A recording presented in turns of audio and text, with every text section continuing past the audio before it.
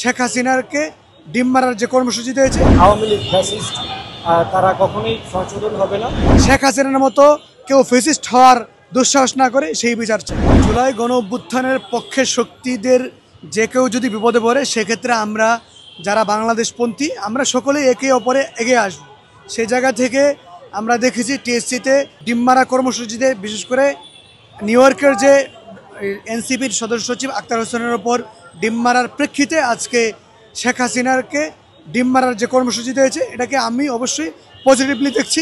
বিশেষ করে আমি আমার জায়গা থেকে, বিশেষ করে 24-এর গণ অভ্যুত্থানের পক্ষের শক্তি কেউ যদি বিপদে পড়ে, আমরা সকলে মিলে তাদের পক্ষে থাকব এবং আওয়ামী লীগ এবং ফেসিবাদীদেরকে একসাথে মিলে আমরা প্রতিহত করব। এটাই হচ্ছে আমাদের প্রতিজ্ঞা। সারা বাংলাদেশের মানুষ, বিশেষ করে শহীদ ফ্যামিলি 1000-এর অধিক মানুষ জুলাই গণ অভ্যুত্থানে শেখ হাসিনার নির্দেশে নির্মমভাবে হত্যা করা হয়েছে।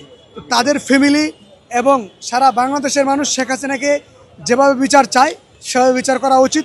আমিও তাদের মতোই শেখ হাসিনাকে সেই বিচার চাই, যেন আগামী দিনে শেখ হাসিনার মতো কেউ ফ্যাসিস্ট হওয়ার দুঃসাহস না করে সেই বিচার চাই। অভ্যুত্থানের যে নায়ক আখতারুজ্জামান ভাই, প্যাসেঞ্জার আপু, তারা ছিলেন।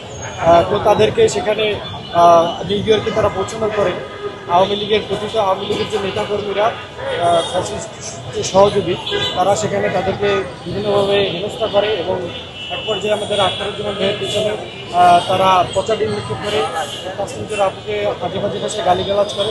এটার মাধ্যমে আমরা এটাই প্রমাণিত হয়েছে যে এই যে আওয়ামী লীগ ফ্যাসিস্ট, তারা কখনোই সংশোধন হবে না, তাদেরকে তাদের ভাষায় জবাব দিতে হবে। তো সেই চিন্তা করেই আমরা তাদের এই গতকালকের ঘটনার প্রতিবাদ, প্রধানমন্ত্রী ছিল ফ্যাসিস্ট প্রধানমন্ত্রী শেখ হাসিনা, তার মুখাভাবে আমরা প্রচারে নিক্ষেপ করে তার প্রতিবাদে